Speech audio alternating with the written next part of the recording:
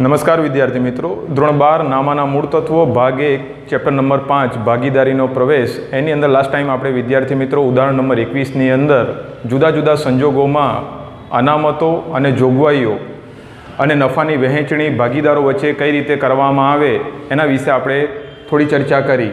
ત્યારે આપણે રોકાણો અને રોકાણ અનામત વિશે જ્યારે માહિતી આપવામાં આવી હોય અને હવાલામાં જ્યારે રોકાણોનું પુનઃમૂલ્યાંકન કરવામાં આવ્યું અને નવી કિંમત ઊભી થઈ હોય ત્યારે કોઈ પણ ભાગીદાર હોય છે તો ભવિષ્યમાં ઊભા થનારા જોખમો સામે અગાઉથી અગમચેતી રૂપે અમુક અનામતો ઊભું કરતો હોય છે। એ અનામતો ખોટને સરભર કરવા માટે ઊભી કરવામાં આવતી હોય છે, જનરલી ખોટને સરભર કરવા માટે। તો અને ખોટને સરભર કર્યા પછી પણ જો અનામત વધતી હોય તો એ જૂના ભાગીદારો વચ્ચે જૂના પ્રમાણમાં વહેંચી દેવામાં આવતી હોય છે। લાસ્ટ ટાઈમ આપણે એની ચર્ચા કરી। આજે વિદ્યાર્થી મિત્રો લાસ્ટ ટાઈમ આપણે રોકાણ અને રોકાણ અનામતના 4 જુદા જુદા સંજોગો જોઈ ગયા। આશા રાખું છું કે તમને એ ચારે ચાર બાબત વ્યવસ્થિત રીતે સમજાઈ હશે। આજે આપણે વિદ્યાર્થી મિત્રો દેવાદારો અને ગાલખાત અનામત વિશે અભ્યાસ કરવાનો છે। વિદ્યાર્થી મિત્રો પહેલાં તો આપણે એ સમજી લઈએ કે દેવાદારો એટલે શું અને ગાલખાત અનામત એટલે શું। તો વિદ્યાર્થી મિત્રો જ્યારે વેપારી એટલે કે ભાગીદારો જ્યારે ઉધાર માલનું વેચાણ કરતા હોય ત્યારે દેવાદારોનું સર્જન થતું હોય છે અને દેવાદારો એ આપણું એમ કહી શકાય ચાલુ મિલકત છે, એ ભવિષ્યમાં પરત આવવાની છે, પરંતુ અમુક સંજોગો વસાત એવા પ્રશ્નો ઊભા થતા હોય છે કે અમુક દેવાદાર નાદાર જાહેર થાય કાં તો સમયસર પોતાના નાણાં ચૂકવી શકતા નથી, ત્યારે આવી ગાલખાત ઊભી થવાના સંજોગો ઊભા થતા હોય છે। ગાલખાત એ ધંધા માટે નુકસાન છે। આ નુકસાન સામે ભાગીદારો ગાલખાત અનામત ઊભું કરતા હોય છે, તો એ પણ જોખમ સામે રક્ષણ આપતું હોય છે। માટે આજે આપણે દેવાદારો અને ગાલખાત અનામત વિશે અભ્યાસ કરવાનો છે। પ્રવેશ સમયે વિદ્યાર્થી મિત્રો આ મુદ્દો ખૂબ જ અગત્યનો છે। એક નાની અમથી ભૂલ આપણા માર્કની અંદર ઘટાડો કરી શકે છે વિદ્યાર્થી મિત્રો, કારણ કે આપણે અગાઉ ચર્ચા કરી ચૂક્યા છે કે નામા પદ્ધતિની અંદર વિદ્યાર્થી મિત્રો તમને ટીક માર્ક પ્રમાણે માર્કિંગ મળશે। જો વિદ્યાર્થી મિત્રો તમે પ્રવેશ બાદનું જે પાકું સરવૈયું તૈયાર કર્યું છે ત્યાં તમે દેવાદારોમાંથી ખોટી ગાલખાત અનામત બાદ કરી છે તો પુનઃમૂલ્યાંકન ખાતાની બાકી પણ ખોટી આવશે। પુનઃમૂલ્યાંકન ખાતાની બાકી ખોટી આવશે તો ભાગીદારીના મૂડી ખાતાની બાકીઓ પણ ખોટી આવશે અને તમારું પાકું સરવૈયું મળશે નહીં। ટૂંકમાં એક ભૂલના કારણે ઘણી બધી ભૂલો થવાની શક્યતાઓ વધી જતી હોય છે। માટે પ્રવેશ અને નિવૃત્તિના દાખલા ગણતી વખતે ઘણી બધી ચોકસાઈ રાખવાની જરૂર પડતી હોય છે। તો આજે આપણે પેજ નંબર 178 ઉપર લાસ્ટ ટાઈમ આપણે રોકાણો વિશે જોઈ ગયા, એના 4 સંજોગો જોઈ ગયા। આજે આપણે બીજો સંજોગ, જો કારીગર વળતર પેટે ચૂકવવાનો દાવો નીચે મુજબ મંજૂર કરવામાં આવે ત્યારે। તો હવે બીજો મુદ્દો વિદ્યાર્થી મિત્રો શું છે? દેવાદારોનો નથી, બીજો મુદ્દો છે જો કારીગર અકસ્માત વળતર અનામત પેટે 10,000 આપણી પાસે ચોપડે કિંમત આપેલી છે, નીચે આપણને જુદા જુદા કેસીસ આપેલા છે એટલે કે શરતો આપી છે। પહેલું એમ કહે છે કે જો શૂન્ય દાવો મંજૂર કરવામાં આવે તો હિસાબી ચોપડે કઈ અસર આવે। બીજો વિકલ્પ આપ્યો છે કે જો 6,000નો દાવો મંજૂર કરવામાં આવે તો શું કરવામાં આવે, અને જો 12,000નો દાવો મંજૂર કરવામાં આવે તો હિસાબી ચોપડે એની કઈ કઈ અસરો થાય।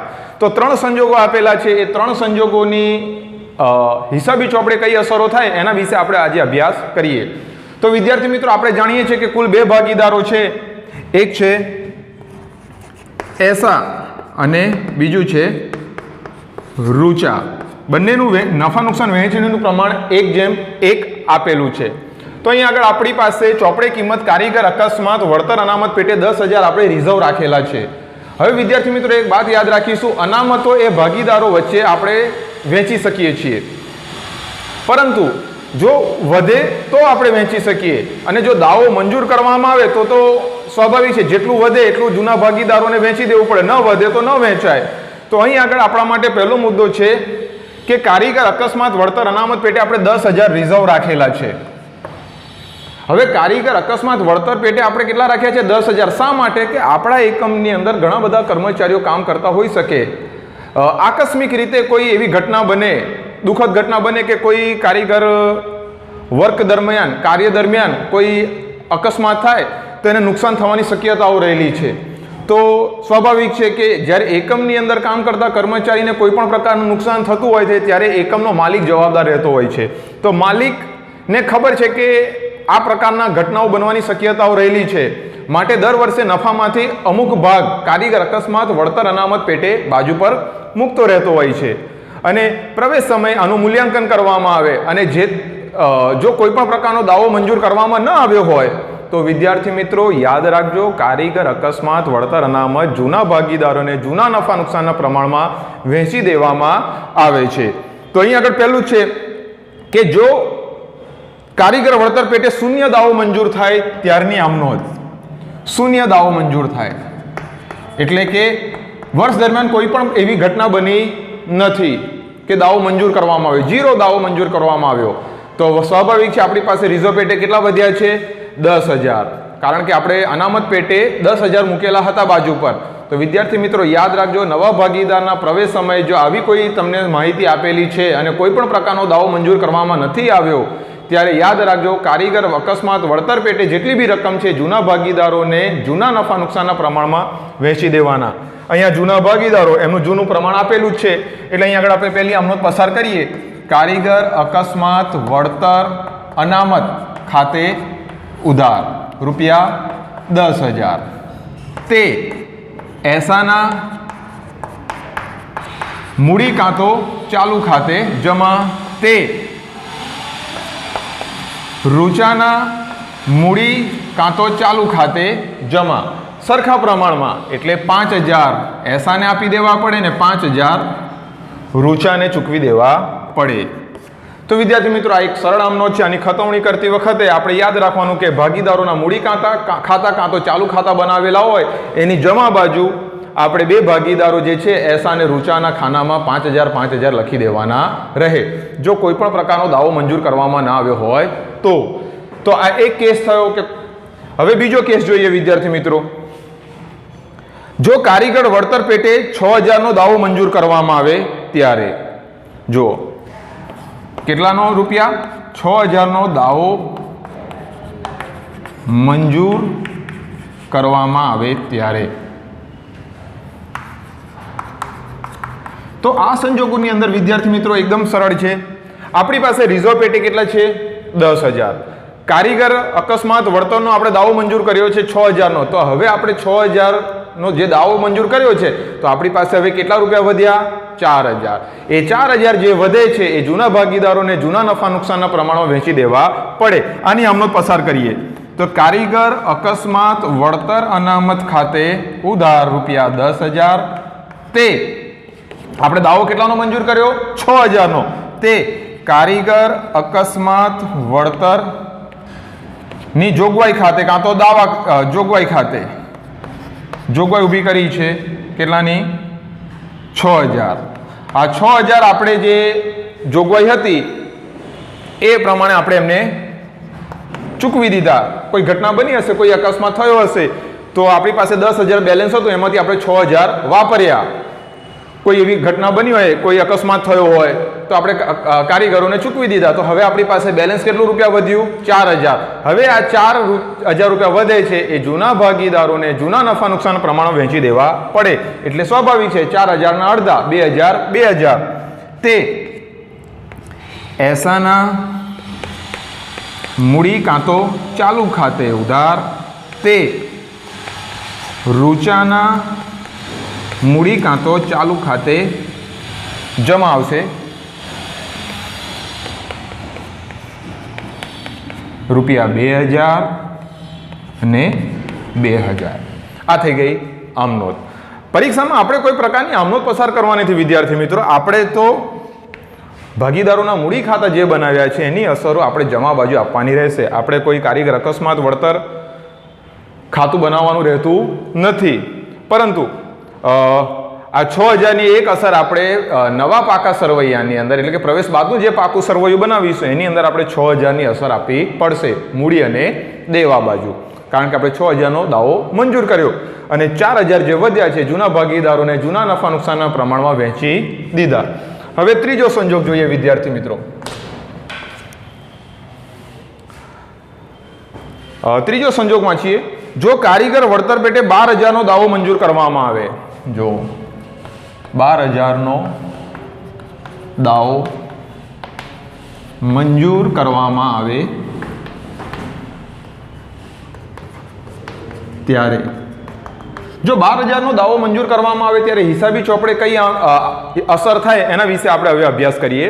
તો વિદ્યાર્થી મિત્રો, આપણી પાસે બેલેન્સ છે 10,000 અને આપણે ચૂકવવાના થયા છે 12,000, તો 2,000નું આપણા માટે નુકસાન છે, કારણ કે આપણી પાસે હવે કંઈ વહેંચવા માટે છે નહીં, કારણ કે 10,000નું બેલેન્સ હતું, એમાંથી 12,000 ખર્ચવાના થયા.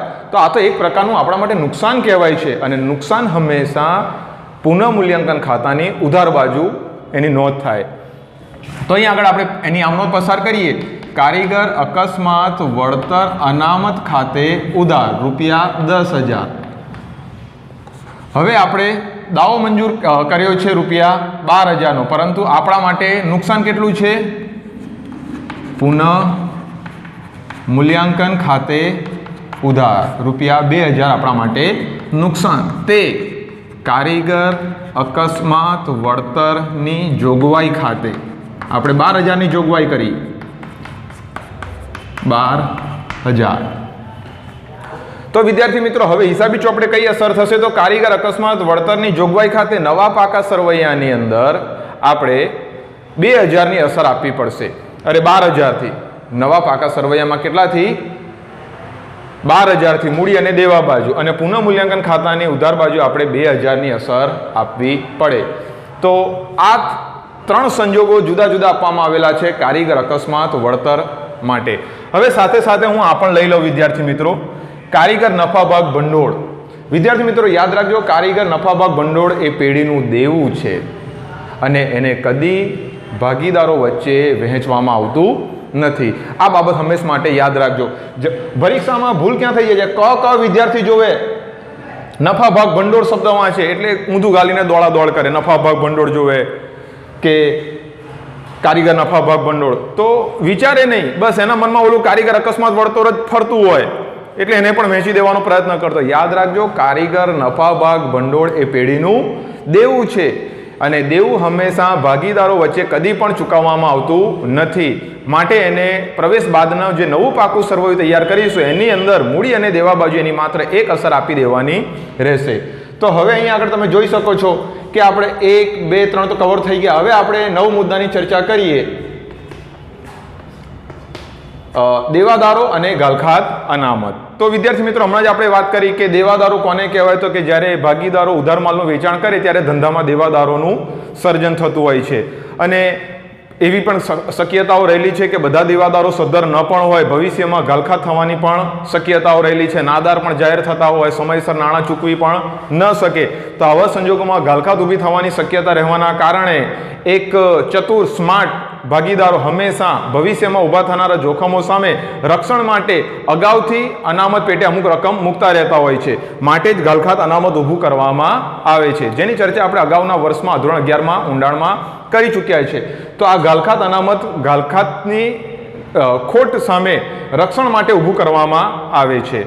તો વિદ્યાર્થી મિત્રો, હવે આપણે આજે એના વિવિધ સંજોગો આપણને આપેલા છે, વિવિધ શરતો અનુસાર કઈ રીતે એની હિસાબી અસરો થાય એના વિશે આપણે હવે જોઈએ.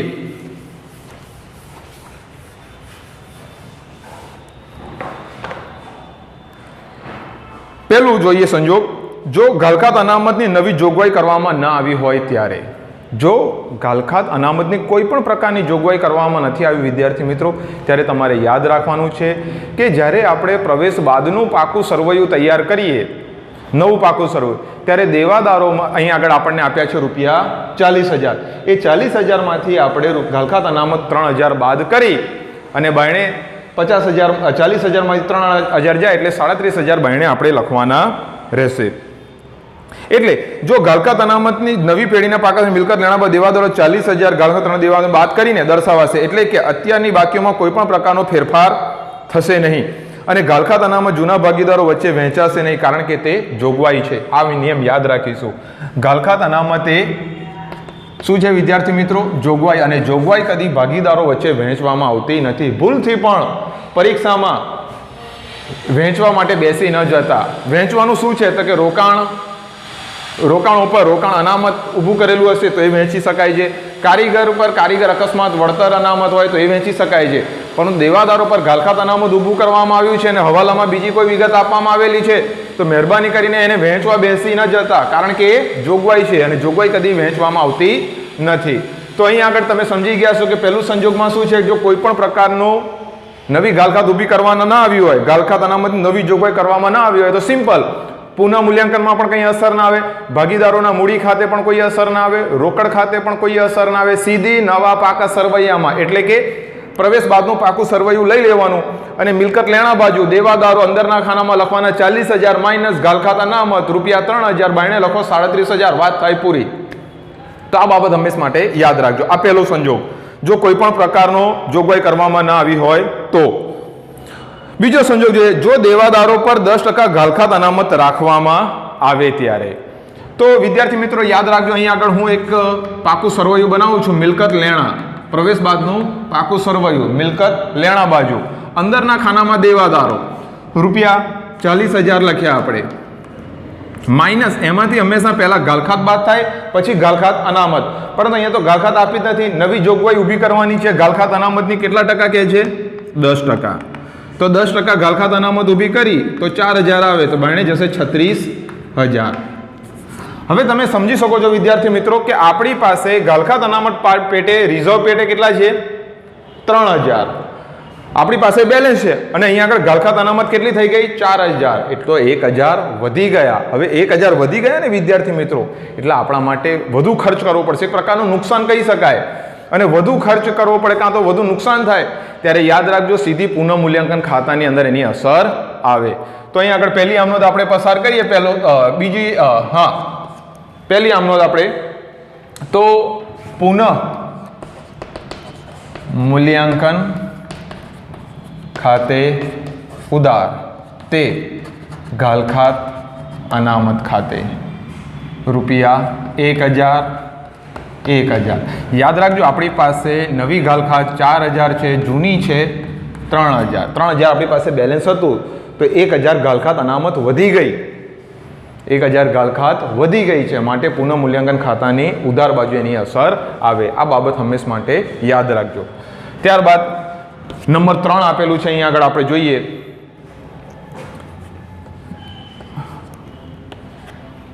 નંબર 3 સંજોગ જોઈએ, જો દેવાદારો પર 5% ગાલખાત અનામત રાખવામાં આવે ત્યારે. તો હવે જોઈએ, જો 5% ગાલખાત અનામત રાખવામાં આવે ત્યારે આ પ્રવેશ બાદનું પાકું સરવૈયું છે એમ તમે સમજીને આપણે ચાલવાનું છે. જો 5% રાખવામાં આવે તો 5 ચોક 20, 2,000 તો બાયણે જશે 38,000. હવે આપણી પાસે બેલેન્સ હતું 3,000, એમાંથી આપણે 2,000 ગાલખાત અનામત પેટે રાખ્યા છે તો કેટલા વધ્યા વિદ્યાર્થી મિત્રો? આપણી પાસે 1,000 વધી રહ્યા છે અને જ્યારે વધે તો પુનઃ મૂલ્યાંકન ખાતાની જમા બાજુ એની અસર આવે. તો અહીં આગળ એ પણ યાદ રાખવાનું છે. હવે તો ગાલખાત અનામત ખાતે ઉધાર તે પુનઃ મૂલ્યાંકન ખાતે રૂપિયા 1,000ની અસર આપવી પડે.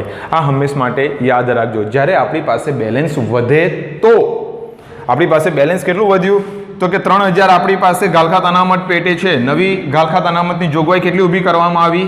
2,000ની. માટે હવે આપણી પાસે 1,000 રૂપિયા બેલેન્સ છે અને 1,000 રૂપિયા આપણી પાસે વધે છે. જો વધે તો વહેંચી ન દેતા ભૂલથી. યાદ રાખજો, ગાલખાત અનામત એ ભાગીદારો પેઢી માટે જોગવાઈ છે અને જોગવાઈ કદી વહેંચવામાં આવતી નથી. માટે પુનઃ મૂલ્યાંકન ખાતાની જમા બાજુ એની અસર આપવી પડે. જો ખોટ જાય, નુકસાન જાય તો પુનઃ મૂલ્યાંકન ખાતાની ઉધાર બાજુ. તો આ જુદા જુદા સંજોગો હતા. હવે ચોથો સંજોગ જોઈએ વિદ્યાર્થી મિત્રો. 5,000 ગાલખાત માંડી વાળ્યા બાદ 10% ગાલખાત અનામત રાખવામાં આવે. જુઓ,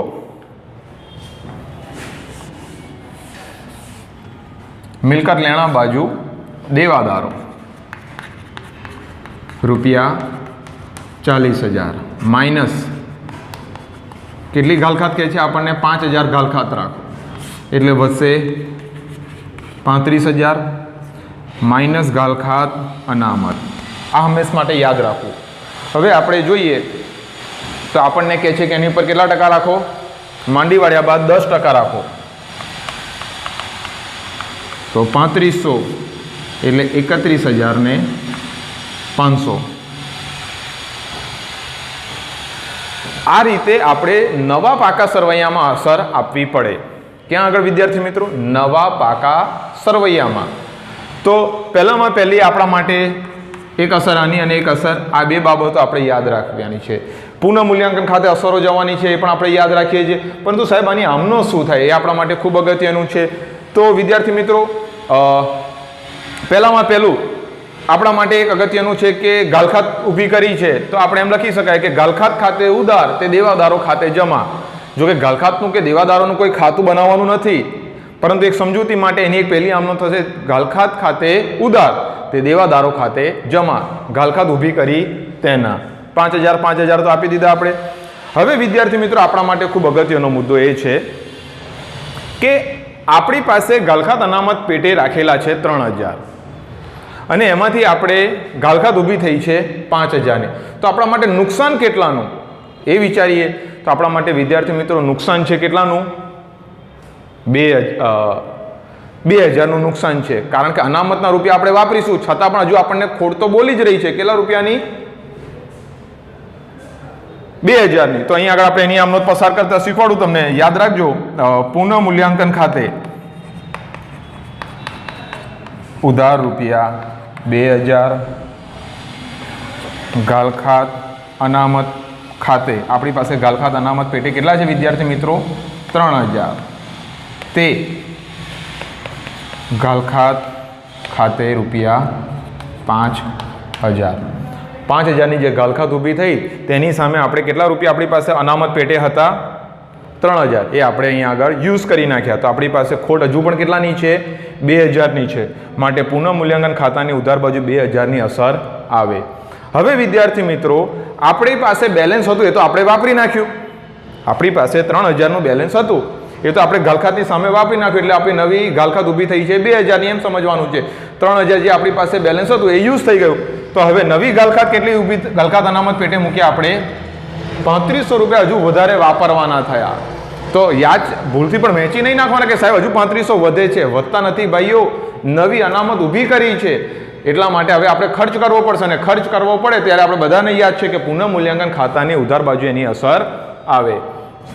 તો એની આમનો લખવાની પુનઃ મૂલ્યાંકન ખાતે ઉધાર રૂપિયા 3,500 તે ગાલખાત અનામત ખાતે 3,500. જ્યારે નવી ગાલખાત ઊભી કરવામાં આવે ત્યારે પુનઃ મૂલ્યાંકન ખાતે ઉધાર 3,500 તે ગાલખાત અનામત ખાતે 3,500.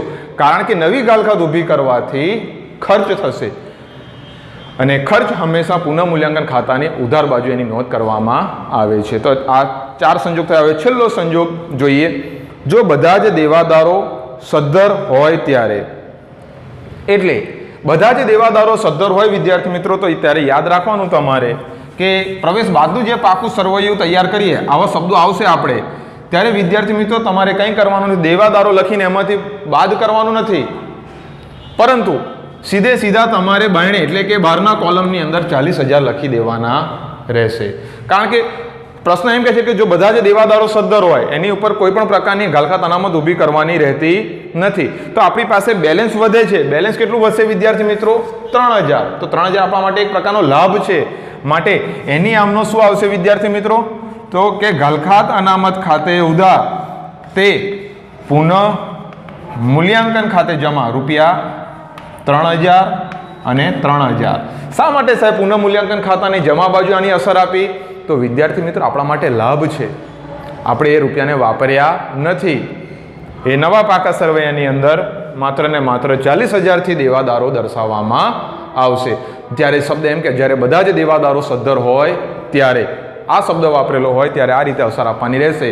ત્યારે જૂના પાકા સરવૈયાની અંદર આપણને જે ગાલખાત આપી છે તમારે કંઈ જ વિચારવાનું નથી. ત્યારે તમારે એમ સમજવાનું કે આ 4,000 આપણી પાસે જે 3,000 જે બેલેન્સ વધે છે એ પુનઃ મૂલ્યાંકન ખાતાની જમા બાજુ એની અસર આપી દેવાની રહેશે. જો આવો શબ્દ વાપર્યો હોય ત્યારે ક્યારે? કે જ્યારે એમ કીધું હોય કે બધા જ દેવાદારો સદ્ધર છે ત્યારે. અને જો ગાલખાત અનામતની નવી જોગવાઈ કરવાની ન હોય તો આપણે પહેલા સંજોગમાં જોઈ જ ગયા, દેવાદારોમાંથી ગાલકાત અનામત કરી અને ડાયરેક્ટ બારણે રકમ લઈ લેવાની રહેશે, એની કોઈ અસર આપવાની નથી જો નવી જોગવાઈ ઊભી કરવામાં ના આવી હોય તો આ બધા જ સંજોગો તમારે વિદ્યાર્થી મિત્રો યાદ રાખવાના છે, કારણ કે આ જ બાબતો આપણને મોટા દાખલાઓ હવે પછી આપણે તૈયાર કરવાના છે, કારણ કે અત્યાર સુધી જેટલી બી બાબતો તમને શીખવાડવા જેવી હતી કે જે પ્રવેશનો 8 ગુણનો જે દાખલો પૂછાય એની અંદર ફરીથી ચર્ચા કરી દઉં છું કે વિદ્યાર્થીને ત્યાગનું પ્રમાણ અને નવું પ્રમાણ વ્યવસ્થિત રીતે શોધતા આવડવું જોઈએ, કારણ કે તો જ તમે પાઘડીની યોગ્ય રીતે વહેંચણી કરી શકશો. જો તમને આ નવું પ્રમાણ, ત્યાગનું પ્રમાણ, પાઘડીની હિસાબી અસરો અને અનામતો અને જોગવાઈ અને નફાની યોગ્ય વહેંચણી કરતા આવડી ગઈ તો વિદ્યાર્થી મિત્રો યાદ રાખજો કે દાખલાઓ તો ખૂબ જ સરળ છે, પરંતુ આ પાયાની જે મૂળભૂત બાબતોની જે ચર્ચા કરી એ બાબતો તમને વિશેષ ઊંડાણપૂર્વક વ્યવસ્થિત રીતે સમજાયેલી હોવી જોઈએ, તો જ તમે દાખલાની અંદર સંપૂર્ણ માર્ક પ્રાપ્ત કરી શકો છો. તો હવે પછીના વિડીયોની અંદર વિદ્યાર્થી મિત્રો બોર્ડની માર્ગદર્શિકા પ્રમાણે આ વર્ષે તો આપણો અભ્યાસક્રમ પણ ઘટાડી દેવામાં આવ્યો છે, જો કે આપણે દાખલા બધા જ કરવાના છે, પરંતુ જે અભ્યાસક્રમની અંદર દાખલા મૂકવામાં આવે છે એના ઉપર આપણે ભાર વધુ આપી અને એને વ્યવસ્થિત રીતે પાકા કરવાના થાય છે. તો હવે પછીના વિડીયોની અંદર આપણે મોટા દાખલાઓ શરૂ કરવા તરફ જઈશું. Have a nice day.